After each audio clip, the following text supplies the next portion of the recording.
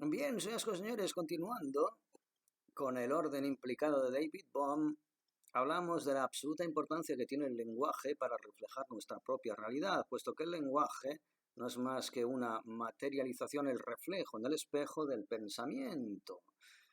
Y el pensamiento es una estructuración mental y eléctrica de todo aquello que recibimos como realidad a través de nuestros cinco sentidos, con mayor o menor acierto, teniendo en cuenta que el acierto o el error ni tan siquiera existen dentro de esta ecuación, para que vean ustedes lo complicado que es. Pero cuando David Bohm habla del orden implicado, para que ustedes lo entiendan, vamos a explicarlo así. Imagínense, por ejemplo, una alfombra persa de estas maravillosas que cuestan 600 euracos mínimo. Si las compran aquí, si se van a una aldea berebere, se las venden por 50 céntimos. Se lo digo porque yo lo he visto, he estado en una aldea berebere. Bien, señoras y señores, una alfombra enrollada. ¿Qué es lo que ve usted? Ve usted allí un cilindro cerrado, en una parte trasera, como la parte de atrás de una máscara que decía Chesterton. La realidad es la parte de atrás de una máscara. Estamos viviendo en la parte de atrás de una máscara, por lo tanto no tenemos la capacidad de ver exactamente, realmente, de qué estamos formando parte. Bien, eso es una alfombra. Y eso sirve para expresar el orden implicado de David Bohm. Una alfombra que está enrollada. Usted solamente ve un cilindro sin ningún tipo de detalle. Ve una parte de atrás de un tejido acilindrado, recogido, que no le reporta nada más que esa propia forma cilíndrica, horizontal, vertical y con un cierto grosor. Bien, ese sería el orden implicado de la realidad. Usted no ve nada más que un cilindro amorfo y aparentemente sin ningún mensaje, pero ese empaque, esa paquetación, esconde y contiene toda una realidad explícita. Si usted le quita la cuerdecita al cilindro que cierra enrolladamente esa alfombra y despliega esa alfombra por el lado en el que tiene todos sus detalles, entonces podrá ver, pasará de la realidad de ver un cilindro que ocupa un determinado espacio sin determinada información a ver una realidad desplegada con todas sus cenefas, sus dibujos y que además ocupa un espacio que no ocupaba en su orden implicado, en su empaquetación, en el paquete que transportaba toda esa información. Bien, el orden implicado universal viene a ser más o menos lo mismo. Nosotros no tenemos la capacidad de ver el universo desplegado como cuando usted desenrolla la cuerda y esa alfombra acilindrada y recogida la despliega. Y por lo tanto ya puede ver todos sus dibujos, todos los mensajes que contiene y todo el espacio que abarca, libre de esa condensación, de esa sintetización o sintetización en su defecto. Bien, eso es el orden implicado. Nosotros vivimos en una realidad en la cual desgraciadamente no tenemos la capacidad de poder ver el orden explicado de forma completa, sino que nos movemos en un intersticio, en un intermedio en el que podemos de alguna forma intuir detalles del orden explicado cósmico, pero dentro de una realidad en la que lamentablemente solamente podemos asistir a ese orden implicado que ya contiene todas las preguntas y todas las respuestas del universo, pero a las cuales nosotros no tenemos acceso en esta cuerda orgánica universal, en este nivel de conciencia hackeado y secuestrado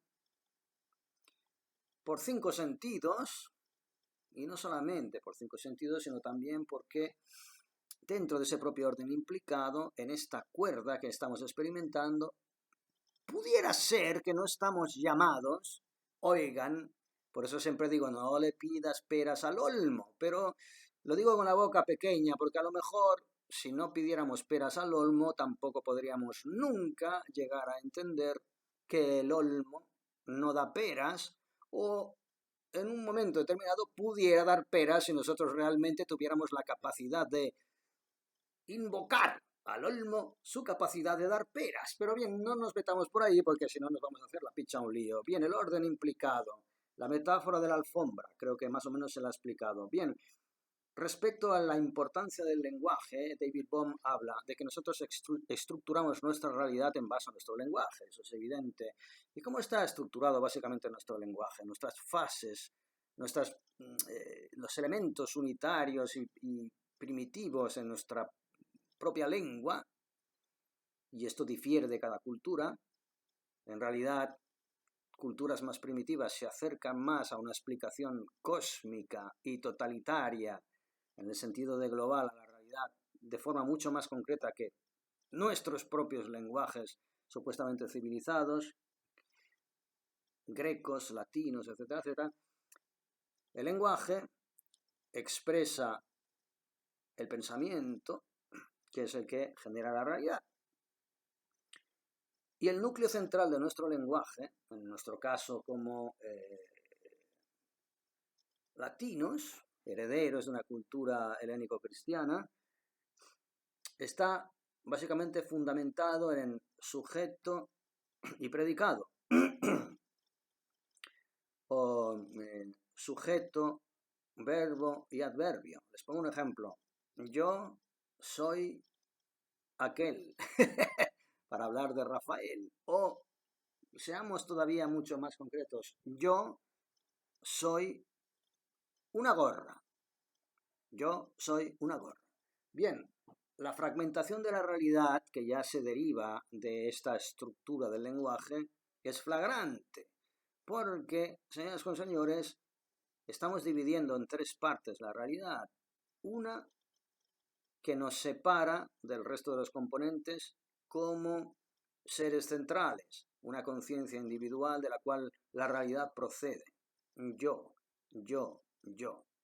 El verbo soy, que sería aparentemente lo más parecido a la realidad fluida y cósmica, que declama, que reivindica una entidad, y de nuevo otra nueva individualidad rebotada que tiene un nexo con nuestra propia individualidad egocéntrica, con la cual nos identificamos. En el caso de la frase yo soy una gorra, aquí hay tres estadios. Yo, el verbo que me conecta con aquello con lo que me identifico, que es la gorra, y la gorra.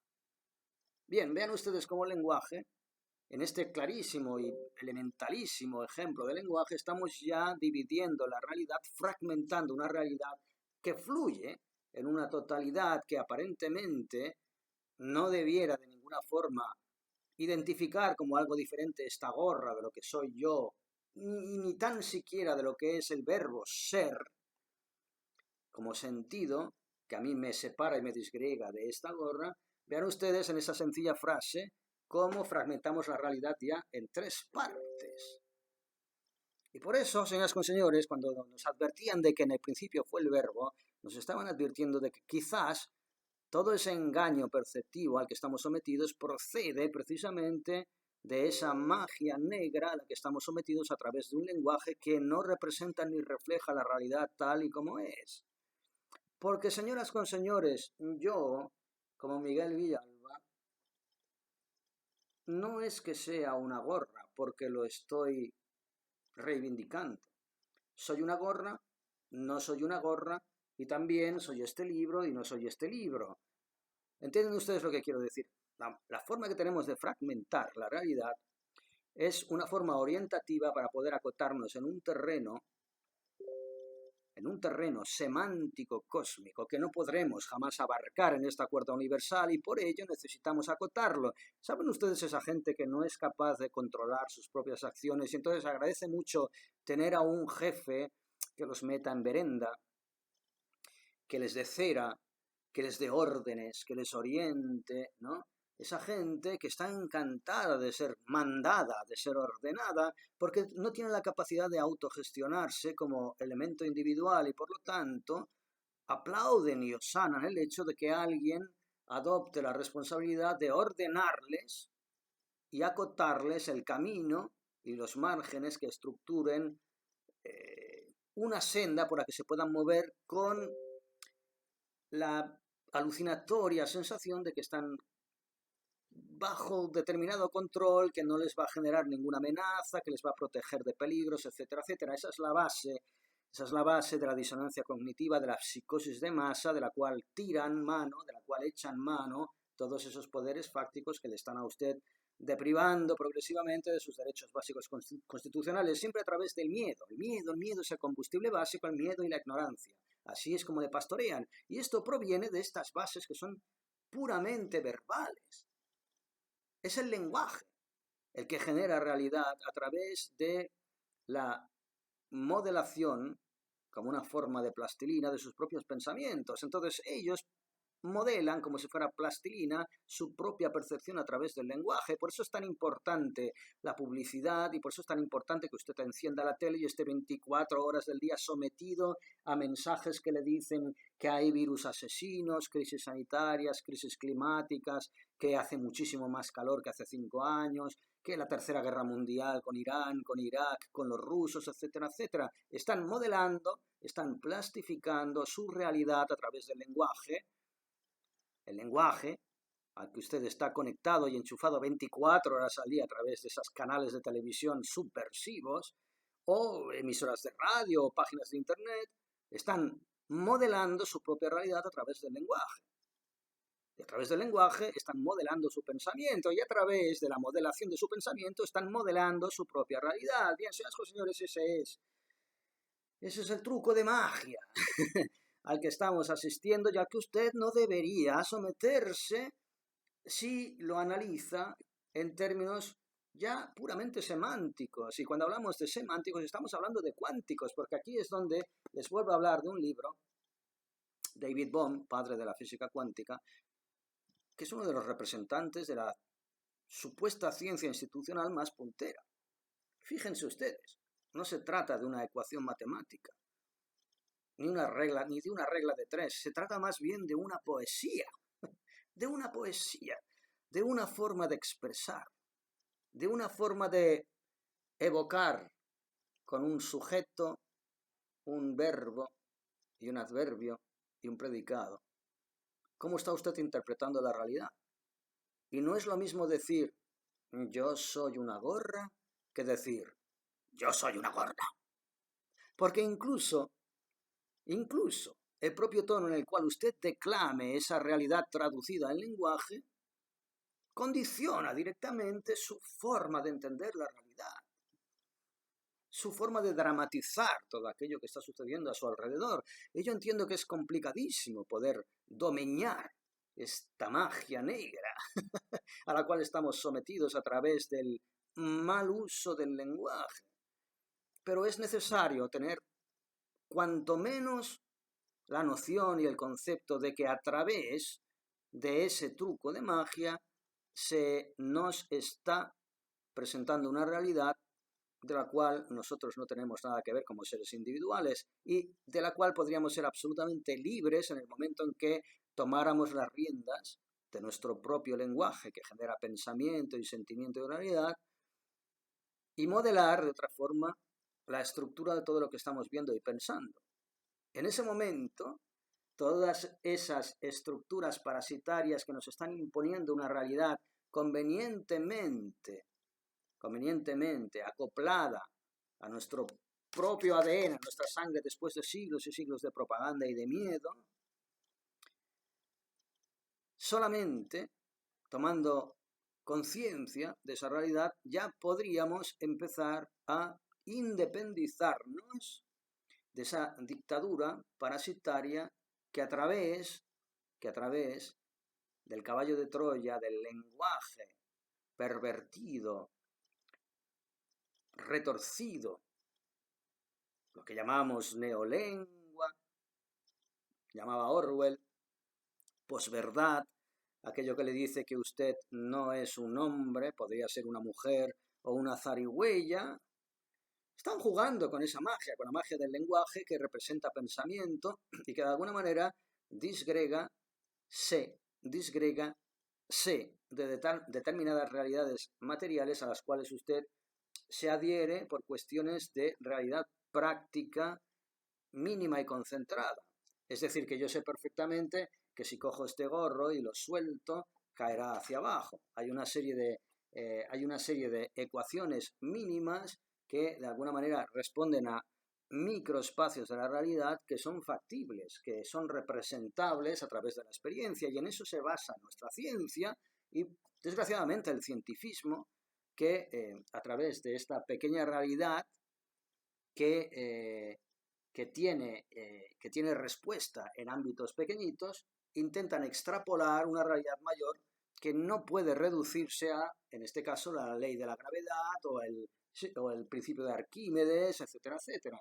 Bien, con todos esos elementos juegan, esos elementos pervierten, y esos elementos, como el malabarista que hablaba en el vídeo anterior, los combinan para poder de alguna forma pastorear su propio pensamiento y su propia realidad. Y David Bohm habla de la importancia del lenguaje en ese sentido, la importancia de entender cómo se utiliza el lenguaje, cómo el lenguaje afecta a nuestra propia percepción, a nuestra propia capacidad de ver la realidad, y cómo, controlando y masterizando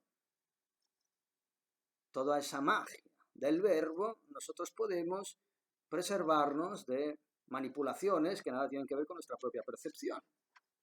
Bien, señoras y señores, continuemos. ¿Qué página estamos?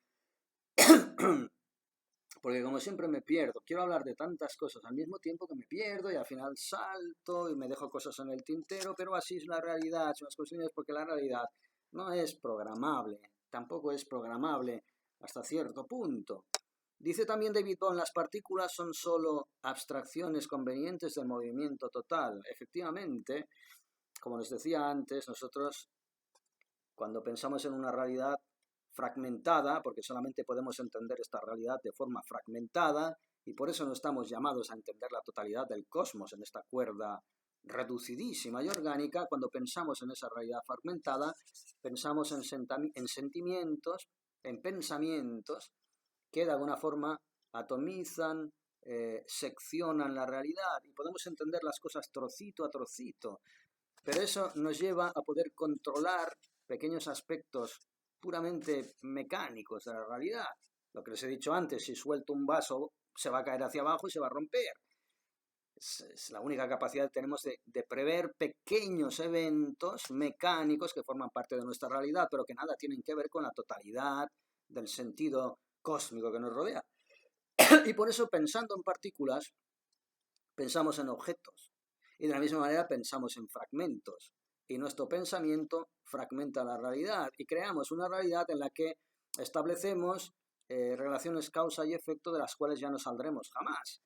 Y eso es absolutamente tóxico, porque en el momento en el que usted ha tenido una experiencia, ponga positiva o negativa, a través de la cual ha generado un nexo causa-efecto, es decir, si yo hago esto, me va a pasar esto, porque ya me ha pasado, cuando lo experimenté, acaba usted de generarse una cárcel más en su propia realidad.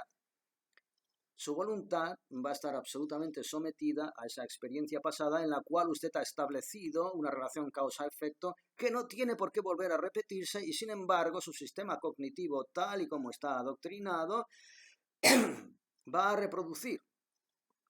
Es decir, hace 3 años hice esto, me pasó esto, con lo cual 4 años después, que yo ya ni siquiera soy el que era hace 4 años antes, ni psicológica ni emocionalmente, ni tan siquiera física y orgánicamente, porque dicen que prácticamente cada 8 años su cuerpo está absolutamente reestructurado a nivel óseo, de tejidos orgánicos, etcétera, etcétera.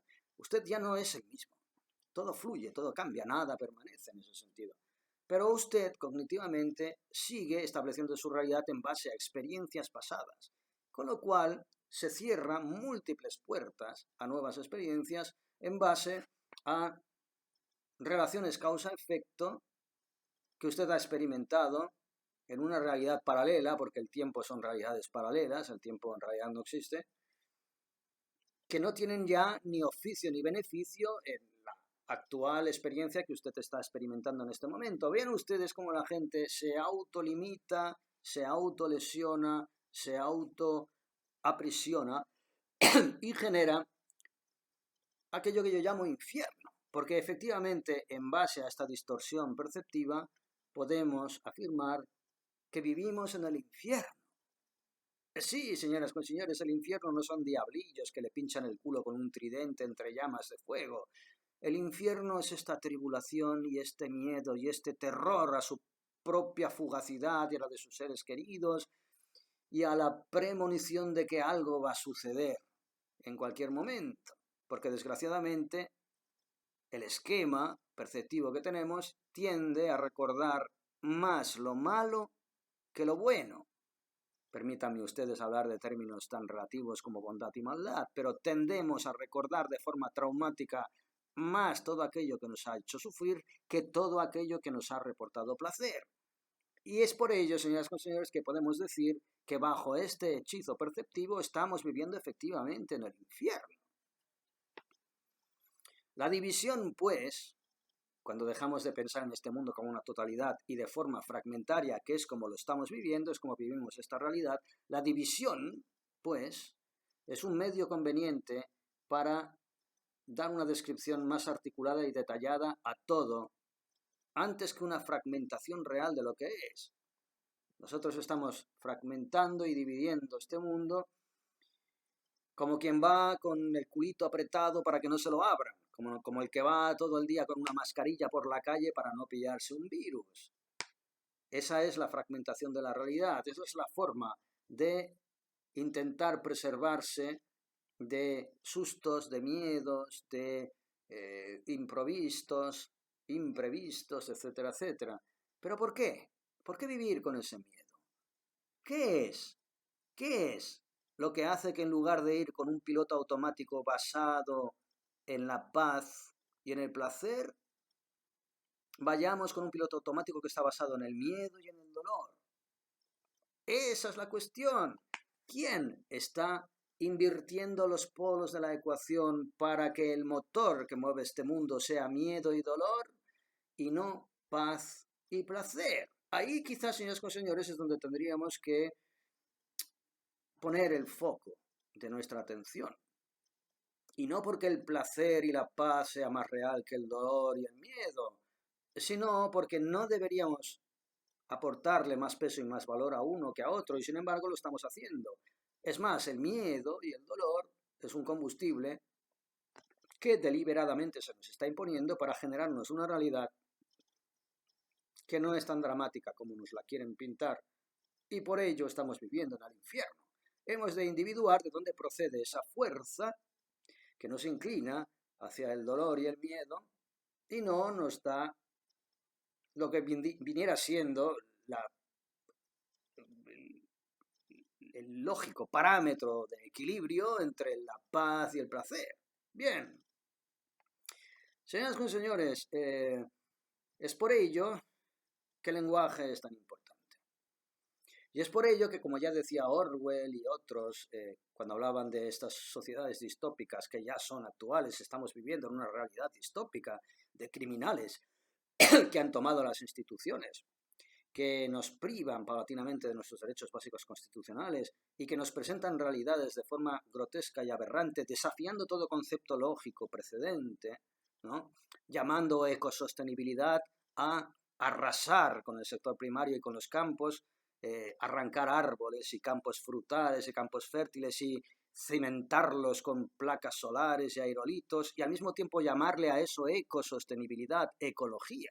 Y si usted en algún momento se pone de alguna forma a plantearse si realmente tiene algo de ecológico, arrancar árboles, desfertilizar, cimentar terreno fértil y sembrarlo de placas solares y de aurolitos, en algún momento usted se para a pensar que tiene eso de ecológico, a través de esa neolengua, que es la que genera la realidad, es la que pretenden imponer, ese es su terrorismo, es su progresismo y su globalismo, le dirán que usted es un fascista, o que es un reaccionario, o que es alguien que habla sin saber, porque los expertos dicen que, los expertos, los comités de expertos que luego no existen, dicen que, como ven ustedes, a través del lenguaje de la propaganda generan una realidad absolutamente paralela que es sórdida, que es aberrante y que nada tiene que ver con el esquema natural de todo aquello que nos rodea.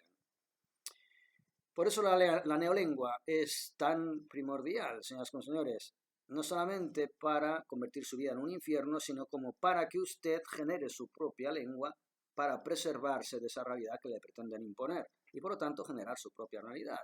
Bien, señoras y señores,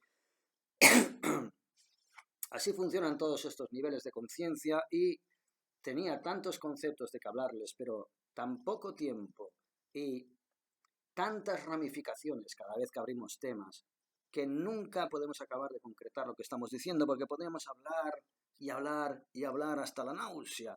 Y en parte, señoras con señores, en el principio fue el verbo, y el verbo está siendo también nuestro final. Quizás estaría muy bien cerrar la puta boca y empezar a experimentar las cosas tal y como vienen. Y no pretendo darles aquí una frasecita de Coelho, ¿no?, moralista, de vive el presente, disfruta de lo que viene. No pretendo hablar en esa clave positivista, happy wave, happy flowers, etcétera, etcétera, sino en términos puramente mecánicos. Es decir, usted puede dar vueltas y vueltas a determinados conceptos y conceptos sin atravesar determinados límites, porque no está llamado a atravesarlos, tiene una limitación dentro de esta cuerda. Con lo cual, a partir de ahí, seguir dando vueltas y vueltas es su libre opción, pero muy probablemente no le llevará a descubrir nada nuevo. O sí, si lo suyo es seguir dando vueltas, hágalo. Yo de momento sigo dando vueltas, pero empiezo a intuir, porque yo soy, en este sentido, una persona, estoy viendo, soy una persona más retrasadita y menos intuitiva que muchos otros, que sin necesidad de estar leyendo y haciéndose pajas mentales, parece que tengan un conocimiento natural a través del cual pueden prescindir precisamente de todo este onanismo intelectual, pero cada cual tiene su ritmo y tiene sus capacidades. Yo desde mis propias capacidades voy llegando al punto en el que llega un momento en el que uno ya ha individuado más o menos esa cárcel circular en la que sigue dando vueltas. A partir de ahí toca buscar una salida a través de otro nivel de conciencia. En este nivel de conciencia el territorio más o menos ha sido recorrido a 360 grados. ¿Dónde está esa salida? ¿Dónde está el acceso a ese otro nivel de conciencia? Señoras con señores, eso es lo que yo sigo dirimiendo. Y seguiré, mientras tenga internet y no me cierren las pocas redes sociales que me quedan, compartiendo con ustedes si tienen a bien escucharme, porque no tienen nada mejor que hacer. Porque si tuvieran algo mejor que hacer, ¿de qué iban a estar escuchando a este gilipollas con esta gorrita y este ojo y